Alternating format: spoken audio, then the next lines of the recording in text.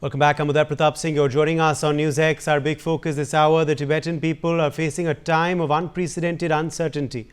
As His Holiness the 14th Dalai Lama approaches the age of 90, his succession has raised many questions about the future of Tibet's religious and political institutions. Nearly 14 years ago, the Dalai Lama first took the steps to ensure that the Tibetan nation evolves with time, even as they remain in asylum in India, following the 1959 rebellion, by divesting his political responsibilities to the Tibetan parliament in exile. After 400 years as the head of the Tibetan government, the office of the Dalai Lama is now once again solely the spiritual leader of the Tibetan Buddhist sect. While the Nobel laureate has frequently allayed fears about his health and told followers about his dream of living to the age of 110, his advanced age raises speculations about the reincarnation of the Dalai Lama. The Panchen Lama, the second highest religious authority of the Tibetan people, is traditionally supposed to lead the search for the successor of the Dalai Lama. However, the 11th Panchen Lama, a boy named Gedhon Chokhe Nima, was abducted by Chinese authorities shortly after being recognized by the Dalai Lama as the reincarnation of the Panchen Lama. China has since recognized another person as the real Panchen Lama and continues its attempts to influence the religious institutions of Tibetan Buddhism. While the wait for a formal plan of succession continues, the Dalai Lama has shared some clues about his successor, and that a framework has already been established to allow the government in exile to continue functioning after his demise. A formal plan of succession is expected on the 22nd of July 2025, on the 90th birth anniversary of His Holiness. Lagyari Namgyal Dolkar, Tibetan MP, is joining us live. We also have Acharya Yeshi Funsok, former Deputy Speaker, Tibetan Parliament in exile, live with us. Major General G.T. Dwivedi, Strategic Affairs expert, is live with us. Tenzin Sundyu, Tibetan writer and activist, also joins us live. Major General Dwivedi, let me begin with you first. How important is it to formally ensure that this succession plan is set in motion at the earliest, so China cannot further hijack the process, as they have done with the Panchen Lama appointed by the Dalai Lama as well? Absolutely, Uday. The point is, this is a very, very sensitive issue. In fact, His Holiness is not only revered in Tibet, but I think across the world. And this is what is the main concern of the communist leadership. Despite all their effort to sinicize Tibet, they have not been able to dilute his influence.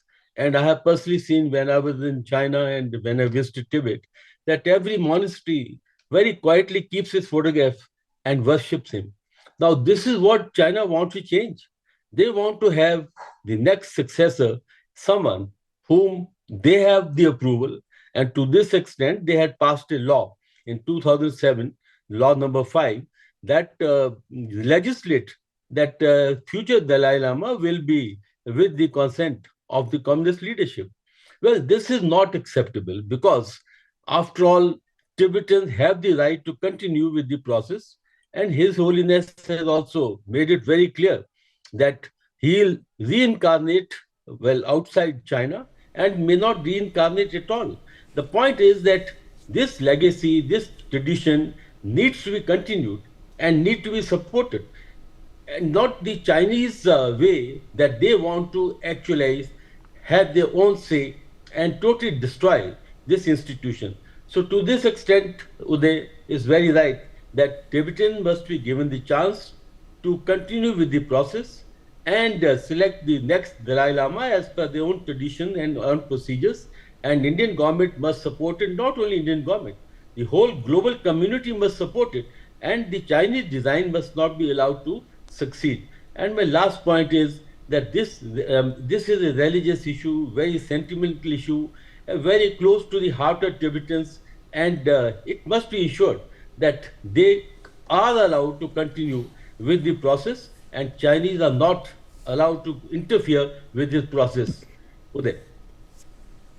Lagyari Namgyal Dolkar is in fact joining us now live on the broadcast. Thank you very much for speaking with NewsX today. How do you react to news coming in now of these meetings that the Dalai Lama is planning? What do you believe is on the agenda of these meetings? Well, Uday, you must have perhaps seen the live telecast of a long life ceremony offered today to His Holiness the 14th Dalai Lama, where he again mentioned that he is doing very well physically, that he intends to continue to be determined in his service for the Tibetan people, Buddha Dharma, and the international community. In fact, he mentioned the sentient beings. So we're looking into His Holiness the 14th Dalai Lama, who is very healthy. So before chasing the elephant in the room, I think it's important for us to clarify that His Holiness, we intend, because today when we had the ceremony, we very clearly, the Tibetans, we are, in terms of mood in the Tibetan community, it's very cheerful, celebratory, where we are hoping that, when we are celebrating His Holiness's 100th birthday, it will happen at the Potala Palace in Lhasa. So as you can see, the Tibetan community, we are determined that the Tibetan freedom movement can find a resolution while His Holiness the 14th Dalai Lama is alive and very much with us. So this is the first thing that the community, the international community needs to know about this. Apart from that, if we are indeed to speak about this matter, as Major General Dwivedi mentioned, that China, over this nation that does not believe in any form of religion, an atheist communist regime, dictatorial regime, it has never failed in pursuit of control and power to use any design. In fact, they have in past used Tibetan Buddhist religion as a tool to control the Tibetan world. We're looking into Chinese Communist Party's order number 5, as it was mentioned, where they have decided that they will be able to control the living Buddhas. So they have done that in the past. You have clearly mentioned about Panchen Lama, his reincarnation, who was recognized by Chinese Communist Party and is clearly used by Chinese Communist Party to extend its power as a puppet. While we have known very clearly in the past that His Holiness has mentioned very clearly that he might not reincarnate, but then over the years he has mentioned very clearly that he will reincarnate as per the wish of the people. And as per the wish of the Tibetan community, we have repeatedly requested him that we want His Holiness the 15th Dalai Lama to return to us. Henceforth, over the years, he's been very clear. In fact, as per his recent book, Voice for the Voiceless, he's mentioned that he will be reincarnated as in the free world. So when we say free world, is I think as the optimistic Tibetan community, our version of free world is a free Tibet. Okay. Let's clarify that. Yes. So if it's not a free Tibet, our hope that it will be a free nation anywhere across the world as per the wish of His Holiness the 14th Dalai Lama. Ms. Dolkar, also, how important is it to ensure that this happens timely, this succession plan, so that it's not hijacked by China as they've attempted to do with the Panchen Lama as well, who was appointed by the Dalai Lama earlier? I think this matter has been addressed by His Holiness several times. He's mentioned that China has got nothing to do with this matter, and it's entirely the reincarnation of His Holiness the 14th Dalai Lama. So that means an atheist government that does not believe in religion. He has very sarcastically mentioned that if indeed they are interested in reincarnation, they might perhaps should be interested in recognizing the reincarnation of Mao Zedong, perhaps, before considering the reincarnation of His Holiness the 14th Dalai Lama. So because of that fact, His Holiness has over times mentioned that this is a topic that shall be discussed with the High Lamas, and with their opinion, their suggestion, it will be entirely the decision of His Holiness the 14th Dalai Lama. Henceforth, we're looking into the High Lamas meeting that shall be taking place from the 2nd, that is after 2 days, and it will continue for 3 days, and within the 3 days, we shall be able to find a clear answer from His Holiness the 14th Dalai Lama. But without going any further, I have been requesting many people that let's allow His Holiness the 14th Dalai Lama and his judgment and his experience in diplomacy to decide when he wants to announce this. It does not have to be his 90th birthday, but if he chooses it to be his 90th birthday, let's be it.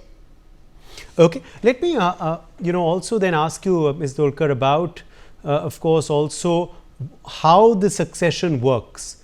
Let's just clarify that for our viewers, how the succession works, who will sort of announce this, when will it happen, does it happen after, whenever a Dalai Lama passes, does it happen in his lifetime, what is the procedure? Just help our viewers understand. The concept of rebirth is something that the Asian community, especially in India, it is a concept that we would very clearly understand. But when we are talking about reincarnation, we are talking about a deliberate action of rebirth by one reincarnated Lama, so that he comes back in his form to continue his legacy, to continue the work that he has carried on. So this is how we look into it. But when we are talking about reincarnation as a concept, it is a very personal Tibetan Buddhist tradition that has existed for centuries. And when we are talking about the reincarnation of Dalai Lama, we are talking about since 14th century, we have had the first Dalai Lama, and today we're talking about the 14th Dalai Lama, and he has been repeatedly coming back in different forms, but coming back to serve not just the Tibetan community, not just the Tibetan world, Tibetan politics. Today we're talking about His Holiness the 14th Dalai Lama coming back to serve these sentient beings in real terms. We're talking about His Holiness the 14th Dalai Lama coming back, sending the messages of love, peace, and compassion, and the religious harmony that perhaps one of the first leader of the world who is being able to openly speak about that. Now we're talking about the message of Nalanda tradition that His Holiness has been very vigorously advocating for over the years. So when we're talking about reincarnation of the 14th Dalai Lama, certainly we hope that it will be a reincarnation who will continue, whether it's a she or he, as clarified, that it will be somebody who will come back in a different form to continue his legacy. Apart from the actual reincarnation, we have heard of a topic called emanation before death. That we call it Magetugu. It's a practice that has not been really practiced in terms of the reincarnation of the Dalai Lama, but we have had this practice being implemented with other reincarnated tukus, reincarnated lamas, where while the Lama is very much alive with us, he would recognize another being as his successor. Yes. So we have. And what are we expecting? Are we expecting some? Are we expecting some formal plan or formal announcement on the 2nd of July? That's his birthday. I think it's his 90th birth anniversary. The 90th birth anniversary would happen on the 6th of July. Okay. However, the meeting that I've mentioned about is a meeting where we'll have the high reincarnated lamas of the Tibetan Buddhism who have already started to gather in Dharamsala, who will very much be in Dharamsala by tomorrow and begin the meeting on the 2nd of the July, where they will come together, because in the past they have had multiple meetings where they've discussed some sort of announcement on the 6th of July? Do you expect some sort of announcement on the 6th of July? We hope that there will be, especially in regards to His Holiness the 14th Dalai Lama's reincarnation, or any form of basically the succession of the Dalai Lama's institution. But as I mentioned earlier, it is entirely the decision of His Holiness the 14th Dalai Lama. Okay, let me in fact leave it at that. Thank you very much for joining us, Lagyari Namgyal Dolkar, with your perspective on that story. Let me also bring in Acharya Yeshi Phuntsok at this point. Acharya Phuntsok, what do you make of these formal plans now which have been set in motion for a successor for the Dalai Lama? Do you believe this is a process that should happen timely?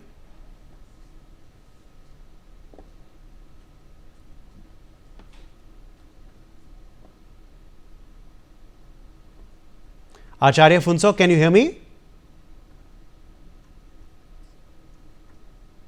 Okay, I think we're having some trouble with his connection. Let me join at that point Tenzin Sundiyo. Tenzin, now of course these plans hopefully will be set in motion this week itself. Meetings of course expected there from the 2nd of July itself. Do you believe some sort of announcement could happen on the 6th of July? Has the Dalai Lama already given some clues on his successor?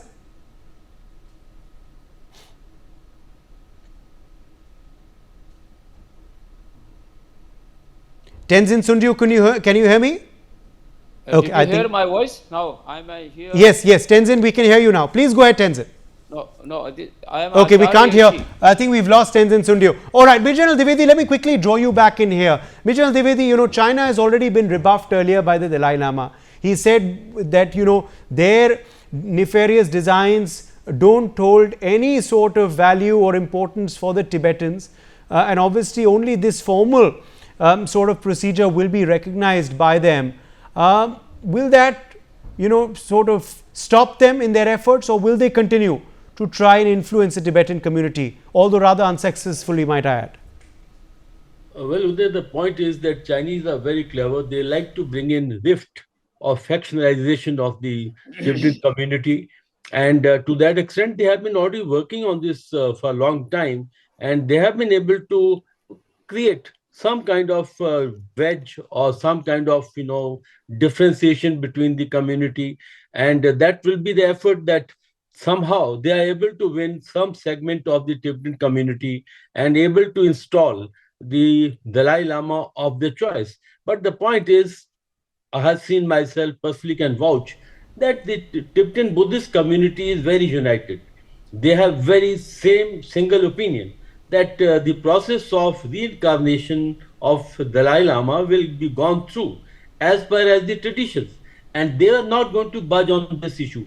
And I am afraid that in case Chinese do force this issue, there may be violence in Tibet and they'll not accept it because the community is not going to take it lying down.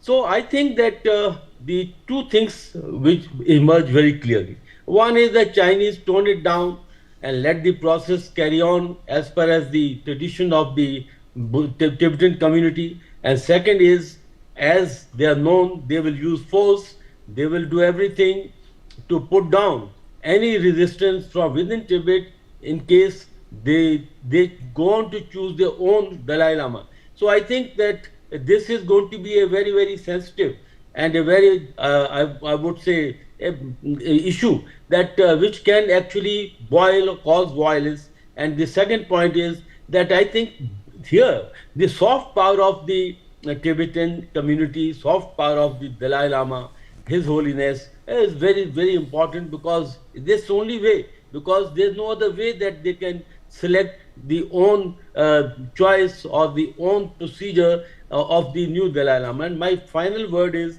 that I think communities across the world must understand this sensitivity, and we must extend full support to the Tibetan community and His Holiness. And we also pray that His Holiness is around for a long time to continue to lead and bless not only Buddhist community in Tibet, but across the world. But my last word is that this is a very sensitive issue, but I hope some wisdom dawns on the communist leadership not to interfere in the process, and the global community must support the Tibetan community both in Tibet and also across the world.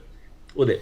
Okay, let me also rope back in Acharya Phuntsok. I believe he's back with us now. Acharya Phuntsok, if you can hear me.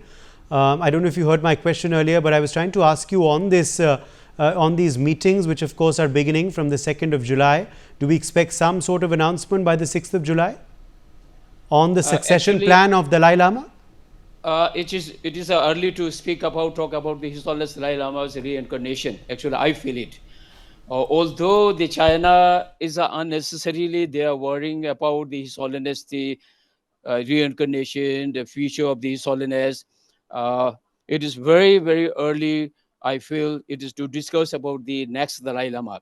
His Holiness has already mentioned he will be alive more than 113 years. So it is unnecessary to discuss by the Chinese government or in anywhere. Secondly, His Holiness also mentioned in the 2011, after the devolution of the His Holiness, his political power, when the times will come, His Holiness will be declare the future, the process of the His Holiness the Dalai Lama.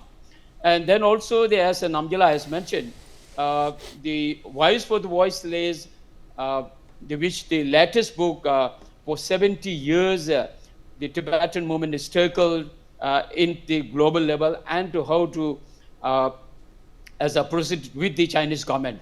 Even in they also mentioned for the 4 points His Holiness has mentioned. First, as His Holiness, if His Holiness will be necessary or essential to go through the proceeding of His Holiness next Dalai Lama, he will be given a regent, clear regent. Second, His Holiness also mentioned His Holiness will be born in free country, in a democratic nation, not in such like a communist nation. Third things His Holiness has written in this book, His Holiness also mentioned, he will be declared when the times will come, means still we have a time. Secondly, the convention was held in 2019 also. The Tibetan Buddhist religious leader, when I was as the deputy speaker, and then the Tibetan parliament and the Kashak, we also requested His Holiness Dalai Lama, appealed His Holiness Dalai Lama. During the convention, we passed the resolution for the continuity of His Holiness Dalai Lama or legacy. But even that time also, His Holiness has just mentioned, we have mentioned us that he is good in health and do not worry entire the Tibetan community or in the global level and his followers. So same thing this today His Holiness also mentioned during the long life offering by the Dome Association. I have seen a live the long life offering, the program from the Dharamsala. So His Holiness is giving his really brief about his health, and then the advise and address the followers. Besides that, His Holiness nothing any mentioned about the future of Dalai Lama. So now every 3 year or 4 year we have a meeting, the Tibetan Buddhist, the highly spiritual leaders meeting. That is not for the particularly for His Holiness reincarnation. Okay. This convention we have every 3 years, every 4 years. Okay. But how important is it to have this succession process done timely? You know, this is something that China is otherwise hoping to hijack. Like they did with the Panchen Lama who had been appointed earlier, Acharya Phuntsok. But I think whatever the China can do, it will be not succeed. Today, whatever the Chinese, they themselves declared the Panchen Lama, I think no one is believing him. No one is attending his teaching, initiation. The Chinese government forced to attend the Chinese Panchen Lamas, the teaching and initiation and long life, like a Kali Chakra, all these programs is officially they are organizing, not unofficially. So therefore, China will nothing have a rights to interfere His Holiness Dalai Lama's reincarnation, even if they will recognize any lamas, if there is no followers, if there is no disciples, they voluntarily with faith, then what is the use? So this is the big question. Yes, absolutely. Okay, let me also then ask you though, Acharya Phuntsok, another quick question on the procedure as well. What is the procedure? Is there any sort of timeline by when this should be completed? Is the announcement on who will be the reincarnation, does it happen within the Dalai Lama's lifetime or does it happen after the death? We have already our traditional too many significance. Not just one significance, numerous significance through the ritual, through His Holiness, it's on self's declaration, or there's too many different the proceedings, which is already done in the 14th Dalai Lama when the 13th Dalai Lama was expired. So therefore, it is already mentioned how the 14th Dalai Lama was recognized through the different mechanism on the spiritual mechanism. It is already written in the clear my land and my people. So similar things it's a decades it has been happened. Not a new, we need not make a new significance, new proceedings. Chinese interpretation is different. Okay. But we have already here exist. Okay. We need not to worry about the proceeding. Okay. Okay. Point taken. All right. We've run out of time. My thanks to all of our guests for joining us on this broadcast. Let's slip into a short break.